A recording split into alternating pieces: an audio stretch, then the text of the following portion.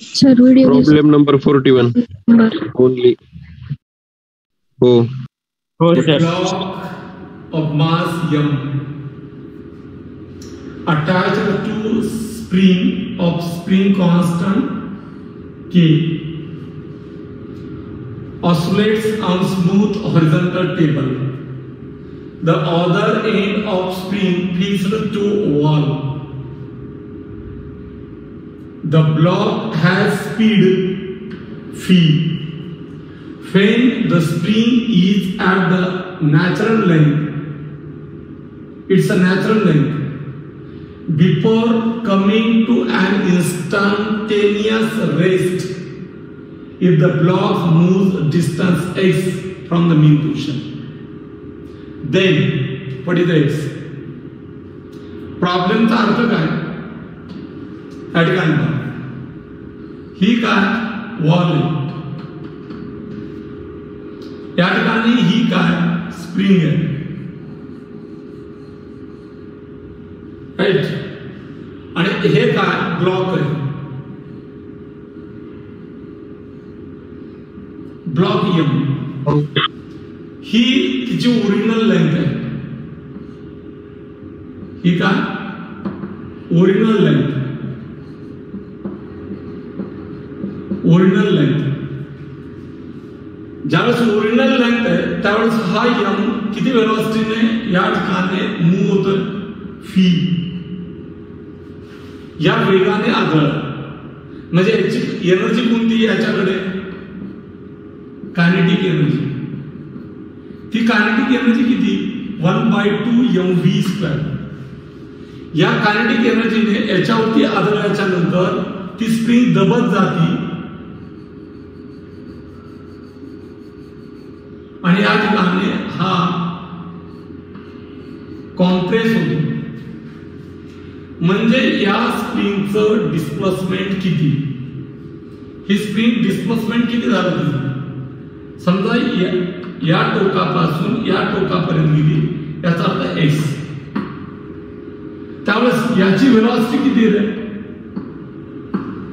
याची वेलॉसिटी किती झाली 0. ही स्प्रिंग कॉम्प्रेस किती झाली एक्स. याचा अर्थ याच्यात एनर्जी किती स्टोर झाली, पोटेन्शियल एनर्जी 1/2 kx². मला सांगा कायनेटिक एनर्जी किती 0. इथे स्प्रिंग कॉम्प्रेस झाली का नाही. हे स्प्रिंग वरती आदळण्या अगोदर किती वेगाने आदळलं व्ही या वेगाने आदळल्याच्या नंतर जस्ट व्ही ने आदळला त्यावेळेस स्प्रिंग ओरिजिनल लेंथला होती. त्यावेळेस पार्टिकल किंवा त्या ब्लॉकचं कायनेटिक एनर्जी किती 1/2 mv². या एनर्जीने आदळल्याच्या नंतर त्याने स्प्रिंग कॉम्प्रेस करायला सुरुवात केली आणि नंतर थांबला. याचा अर्थ त्या ब्लॉकची कायनेटिक एनर्जी किती झाली 0 आणि ती कन्वर्ट कशात झाली totally converted into potential energy. आणि म्हणून या ठिकाणी कायनेटिक एनर्जी कन्वर्टेड इनटू कशा पोटेन्शियल एनर्जी मध्ये 1/2 mv² is equal to 1/2 kx². right, 2 cancel, x² is equal to हा k इकडे आला mv² divided by k, x is equal to square root of m/k आणि v चा square root v, so x is equal to v root m/k and it is the answer. वरती पहा answer आहे that the v into square root of m/k, v into square root of m/k, that is the answer, right? Then next 42, a block is placed on frictionless table. Consider करा हा frictionless table, हा frictionless table, याच्यावरती हा block ठेवला, right? The mass of block is m, okay, and spring of force constant k1 and k2 are attached on either side with if the block is displaced little. See, या दोन्ही बाजूला दोन spring attach केल्या. आपण थोडं याला पुढे घेऊ. या ठिकाणी याचा मास आहे, या बाजूला एक स्प्रिंग आहे आणि या अटॅच केल्या असतात. याचा स्प्रिंग कॉन्स्टंट K1, याचा स्प्रिंग कॉन्स्टंट K2. काढायचं काय सांगितलंय? अँग्युलर फ्रिक्वेन्सी ऑफ ऑसिलेशन, याचा अर्थ omega is equal to question होईल. राईट. मग ओमेगा इज इक्वल टू काय असतं रे? Square of K by M. काय असतं? Square of K by M. पूर्ण ऑसिलेशन मध्ये M फिक्स आहे, M फिक्स आहे. तुम्हाला काढायचं आहे काय? K. कारण दोन स्प्रिंग आहेत. मी तुम्हाला या पद्धतीचा प्रॉब्लेम सांगितला होता. It behaves like the parallel. त्यामुळं Kp इज इक्वल टू काय? Kp is equal to K1 plus K2. So omega is equal to square root of Kp divided by oscillate होतानाचं mass M. So square root of K1 plus K2 divided by M म्हणजे K1 plus K2 divided by M raise to 1/2. K1 plus K2 divided by M raised to 1/2. That is the answer. E. Then next, particle mass किती? 200 gram. Execute the SHM. Restoring force is provided by the spring of force constant K. तर time period विचारलं. मास 200 gram म्हणजे 0.2 kg. K किती? 80 Newton पर metre. तर period विचारला. पिरियडचा formula part असेल तुम्हाला. T is equal to 2 pi into square root of M by K. Right? 2 pi into square root of M किती? 0.2 divided by 80. So T is equal to 2 pi into square root of 0.2 म्हणजे 2 divide by 800 अंशाला आणि छेदाला 10 ने गुणलं, भाग दिला 400. 2 pi into हे काय झालं? 400. 400चं वर्गमूळ किती रे? 20. 2 ने भागलं, pi divide by 10. 3.14 divide by 10 म्हणजे 0.314 second. That is the period. That is the period. 0.31 म्हणजे आन्सर काय? दॅट इज द आन्सर आहे ए. 0.31 सेकंड. राईट. चला पुढे 43. पार्टिकल ऑफ मास हे आता झालं. Answer A. 44. The length of spring L and force constant K. When weight W is suspended from it, its length increases by x. The spring is cut into 2 equal parts and put in a parallel. Same weight W is suspended from them. Then the extension will be. मला सांगा इथं काय म्हणला तो? ही एक spring आहे. इथं spring constant किती? K. त्याला मास वेट किती? W एवढं लावलं. त्यामुळं ओरिजिनल लेंथ किती आहे? ओरिजिनल लेंथ आहे L आणि इथं एक्सटेन्शन किती झालं? X. कशामुळे? W म्हणून. हे x1 is equal to x म्हणून आपण. x1 is equal to x. त्यावेळेस K1 is equal to K. Second time काय केलं? ह्या 2 पार्ट मध्ये डिवाइड केला, कट केला. कट केल्याच्या नंतर इथं स्प्रिंग कॉन्स्टंट 2K आणि इथं 2K. कट केला वाढतो. ह्या पॅरलल जोडल्या आणि या ठिकाणी W एवढा अटॅच केला. तर या कॉम्बिनेशनचा x2 किती असं विचारलं. दोन्ही सेम काय? That is the force. F is same, that is a constant दोन्ही में, राइट. मग फर्स्ट आहे K1 किती, that is the key पहिल्या केस मध्ये. त्यावेळेस X1 किती, X. सेकंड K2 किती, that is the KP. KP means K1 plus K2. हा किती 2K, हा किती 2K plus 2K किती झालं 4K. तर what is the X2. Mug formula तुम्हाला माहिती आहे F बरोबर का KX. तर X बरोबर का F by K. दोन्ही केस मध्ये कॉन्स्टंट काय राहतं F. त्यामुळे what is the relation X inversely proportional to K, right. मग आता या ठिकाणी पहा आपला X2 काढायचा आहे. तर X2 divided by X1 is equal to K1 divided by K2 is equal to K1 किती आहे K1 किती K आणि K2 किती 4K. K ला K कॅन्सल 1/4. X1 तिकडे गेला. X2 is equal to X1 by 4 म्हणजेच काय X/4. तुमचा आन्सर काय पाहिजे X/4. आणि मग या ठिकाणी आन्सर आहे X/4. तर द आन्सर X/4, राइट.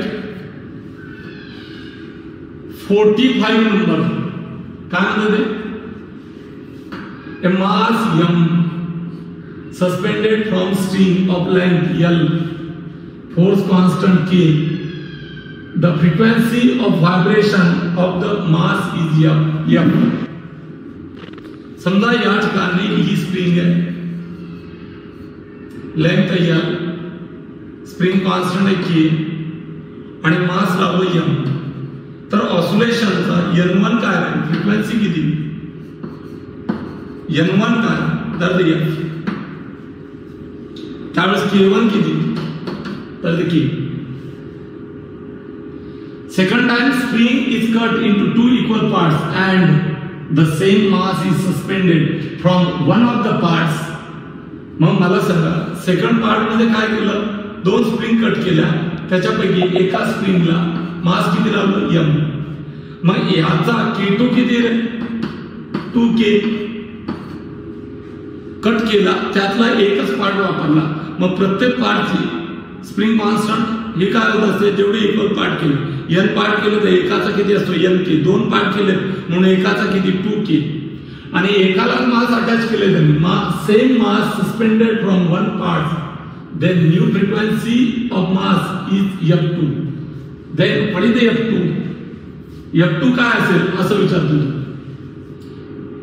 या ठिकाणी N2 म्हणजेच F2 हे काढायचं. सी काय ओमेगा इज इक्वल टू काय असतं square root of K by M, बरोबर. 2 pi N is equal to square root of K by M. Then याच्यातला हा 2 pi कॉन्स्टंट आहे, दोन्हीत मास भी कॉन्स्टंट आहे. याचा अर्थ या हा न्यूमरेटरला आहे, हे न्यूमरेटरला आहे. N directly proportional to square root of K.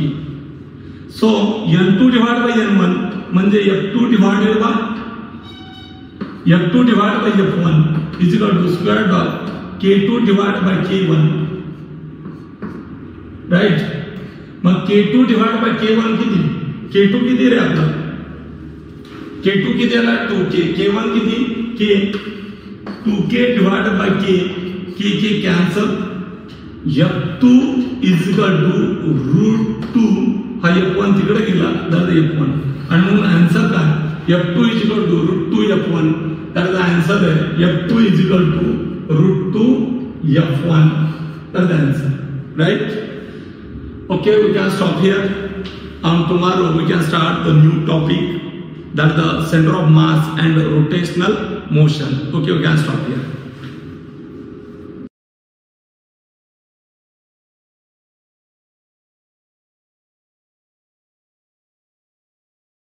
Number of molecules upon Avogadro number. तो यहाँ क्या गिवन है हमसे यहाँ पर गिवन है कि जितने मॉलिक्यूल CO2 के हैं, अभी थोड़ी देर पहले अपन ने क्वेश्चन किया था, उसमें CO2 और SO2 दे रखा था, यहाँ पर ये दे रखा है। अभी अगर इन दोनों के नंबर ऑफ मॉलिक्यूल सेम है तो नेचुरल सी बात है कि इन दोनों के नंबर ऑफ मोल्स भी सेम होंगे। इन दोनों के नंबर ऑफ मोल्स भी सेम होंगे। अब ऑक्सीजन के कितने नंबर ऑफ मोल्स हैं? ऑक्सीजन के नंबर ऑफ मोल्स है 40 अपॉन मोलर मास। ऑक्सीजन का मोलर मास इतना। तो कार्बन डाइऑक्साइड का मास पूछा है, तो ये तो तुम्हारे पास आ गया। अभी कार्बन डाइऑक्साइड के लिए देखो तो कार्बन अपॉन उसका molar mass 40/32। Solving this will give you, इसको आराम से सॉल्व करके देख लीजिए। So that will give you 1.25, so that would be nothing but 55 grams. Hope I have done correctly it. ठीक है बच्चों, CO2 का वो मास बताना जिसमें उतने ही मॉलिक्यूल्स हो जितने 40 ग्राम ऑक्सीजन में है। तो 40 ग्राम ऑक्सीजन में कितने मॉलिक्यूल्स, कितने नंबर ऑफ मोल्स होंगे? मास नंबर ऑफ मोल्स का फार्मूला क्या होता है? मास अपॉन मोलर मास, है ना। और ये तो नंबर ऑफ मोल्स किसके आ गए? ऑक्सीजन के आ गए। भाई ये जो नंबर ऑफ मोल्स तुमने लिखे ये किसके थे? ये ऑक्सीजन के लिखे थे, और इतने ही कार्बन डाइऑक्साइड के। तो आपने सॉल्व कर लिया बस। अगला क्वेश्चन जो है तुम्हारे से पूछा है, वापस से कुछ वैसा ही प्रश्न है। क्या पूछा है तुमसे इसमें? Calculate the mass of sodium carbonate. Sodium carbonate का वो मास बताना जिसमें उतने ही मॉलिक्यूल्स हैं। सोडियम कार्बोनेट का वो मास बताना है भाई, सोडियम कार्बोनेट का वो मास बताना है जिसमें उतने ही मॉलिक्यूल्स हैं जितने। Calculate the mass of sodium carbonate which will have same molecules as contained in this. Correct बोला है। सोडियम कार्बोनेट का वो मास बताइए, सोडियम कार्बोनेट का वो मास बताइए जिसमें उतने ही मॉलिक्यूल्स है जितने 12.3 ग्राम ऑफ दिस में। ठीक है बच्चों, तो सोडियम कार्बोनेट का मोलर मास थोड़ी देर पहले लिखा था, अभी हम लोगों ने सॉल्व किया था। मैं डायरेक्ट लिख दूं 106। सोडियम कार्बोनेट का मोलर मास 106 है। अच्छा, इसका मोलर मास निकालिए magnesium carbonate, magnesium sulphate. Magnesium sulphate का मोलर मास निकालूं मैं? कितना आ रहा है इसका? कितना आ रहा मोलर मास? मैग्नीशियम का 24, सल्फर का 32, ऑक्सीजन का 16 चौक 64 प्लस 7 हाई और वाटर का 18। अब इसको सॉल्व करो, कितना आया है मोलर मास? कितना मोलर मास आया? कोई बताएगा मुझको? फटाक से ज़रा रिप्लाई दे दो मुझको, इसका मोलर मास कितना आ रहा है?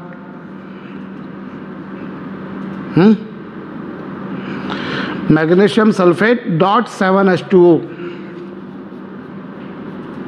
कितना आ रहा है ये? मैं यहाँ पर तुम्हारे को एक और बात बता देता हूँ। ये जो डॉट करके लिखा होता है ना, ये जैसे डॉट करके तुम देख रहे हो .H2O, ये जो लिखा हुआ है, ऐसा जब भी लिखा होता है तो इसे क्या बोलते हैं समझ लेना। ये जो लिखा हुआ है इससे हम क्या कहा करते हैं बच्चों? दिस वी कॉल एज, एक मिनट, इसे हम कहते हैं वाटर ऑफ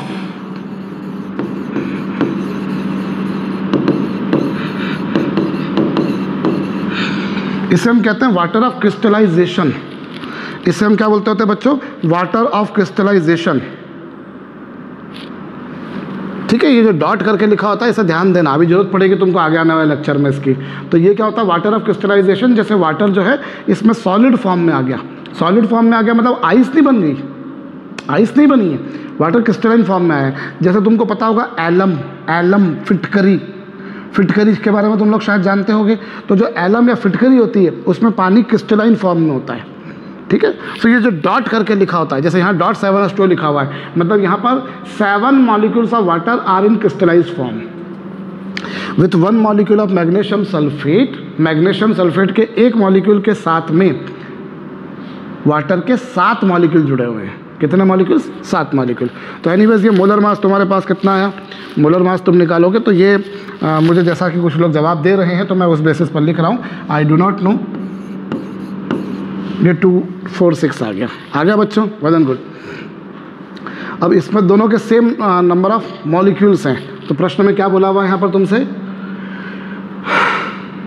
क्या बोला है तुमसे यहाँ पर कि जितने number of molecules sodium carbonate के हैं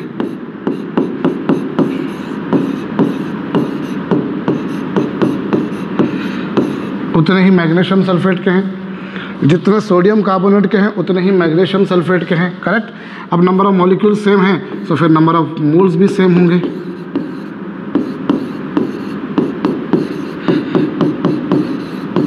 है ना। मैं बहुत आराम से चल रहा हूँ और खूब सारे सम कर रहे हैं। इतने सम्स कर रहे हैं कि अगर आपने इतने कर लिए तो आपकी प्रैक्टिस हो गई।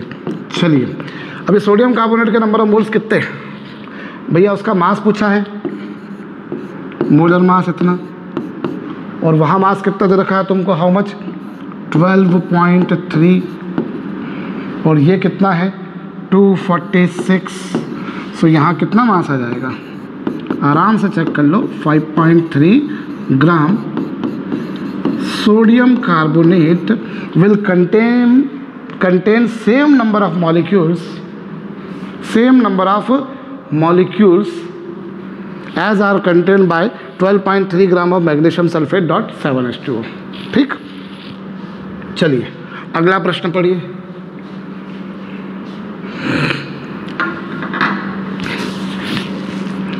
करिएगा।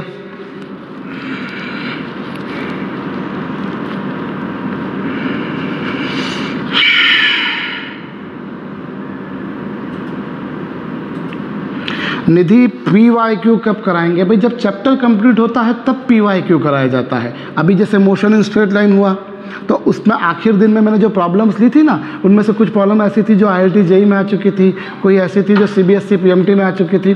तो हम PYQ जो है वो तब करते हैं जब चैप्टर कंप्लीट कर चुके होते हैं। अभी हमने एक ही चैप्टर कंप्लीट कराए, ठीक है बेटा। हमको फटाफट बटन दबाते से चैप्टर कंप्लीट नहीं करना है, आराम से हमारा जैसा समझ में आता है वैसा करना है हम लोगों को। सो अभी मैंने जैसे वो करवाया तो आखिर दिन में मैंने जो प्रॉब्लम्स कराई थी उनमें से कुछ प्रॉब्लम्स ऐसी थी जो पिछले सालों में आई हुई थी, कुछ क्या तकरीबन सारी ऐसी थी, ठीक है। तो अभी हम बाद में एक अलग से और पूरा डिस्कशन लेंगे जिसमें हम प्रीवियस ईयर की प्रॉब्लम्स करवाएंगे, ठीक है। आप चाहो तो स्टडी अड्डा पर देखना, मैंने पिछले सालों के नीट के पेपर सॉल्व करवाए हैं, अभी कुछ समय पहले ही करवाए हैं मैंने, आपके टाइम पर भी होंगे, डोंट वरी।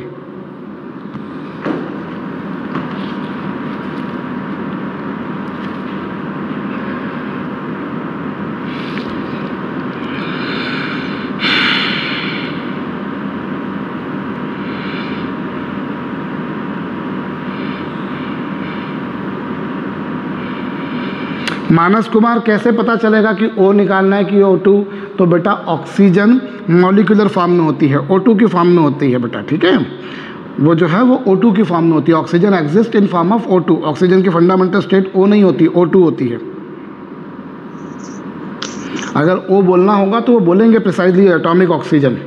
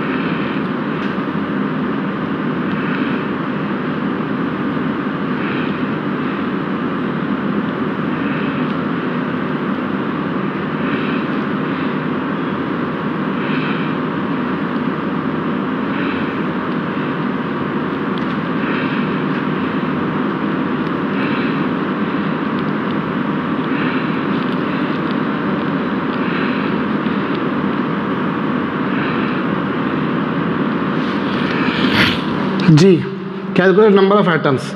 ये केन शुगर क्या दे रखा तुम्हारे को, केन शुगर, जिसका फार्मूला ये है भैया, ठीक है। इसका मोलर मास थोड़ी देर पहले निकल आया था, मैंने डायरेक्ट लिख रहा हूँ।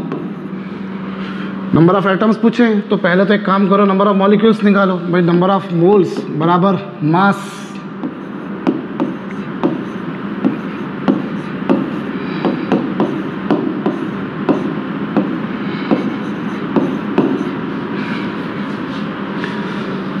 इतने नंबर ऑफ मोल्स आ गए भैया, इतने नंबर ऑफ मोल्स आ गए, ठीक है सर, आ गए नंबर ऑफ मोल्स। अब ये नंबर ऑफ मोल्स बराबर क्या, number of molecules upon Avogadro number. अभी थोड़ी देर पहले किया था इस तरह का सम हम लोगों ने, एक किया था सोडियम कार्बोनेट का किया था। तो इस तरीके से तुम्हारे पास में क्या आ जाएगा, कितने मॉलिक्यूल्स आ गए? 6.02 इंटू 10⁻21 मॉलिक्यूल्स, इतने मॉलिक्यूल्स आ गए सर, ठीक है। अब कितने एटम्स आएंगे अपने से पूछा है, तो अपने को मालूम है यहाँ पर भाई देखो, एक मॉलिक्यूल अगर तुम स्केन शुगर का, सुक्रोज का एक मॉलिक्यूल लेते हो तो उसमें 12 कार्बन एटम्स आएंगे। एक मॉलिक्यूल में कार्बन 12 कार्बन एटम्स आएंगे, तो यहाँ कितने मॉलिक्यूल्स है? 6.02 इंटू 10⁻23 मॉलिक्यूल्स, उसमें कितने होंगे? मल्टीप्लाई कर लो, ये लो। तुमको जो प्रैक्टिस करना चाहिए वो प्रैक्टिस भी तुम्हारी मैं ही करवा रहा हूँ, वरना तो मुझे क्या होता है, सामान्यतः पे जनरलाइज मैनर में क्या होता है, एक प्रॉब्लम सॉल्व करवा दी, 2 प्रॉब्लम सॉल्व करवा दी, बाकी दे दी करने के लिए, दूंगा मैं भी, लेकिन मैं तुम्हारे आधे से ज़्यादा प्रॉब्लम खुद ही करवा रहा हूँ, ठीक है भैया। दूसरी, एक मॉलिक्यूल में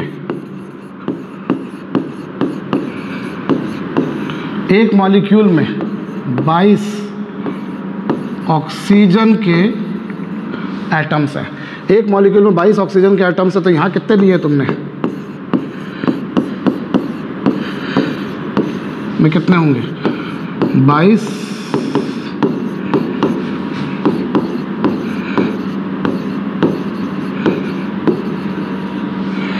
ये लीजिए, करेक्ट। चलो, और फिर क्या?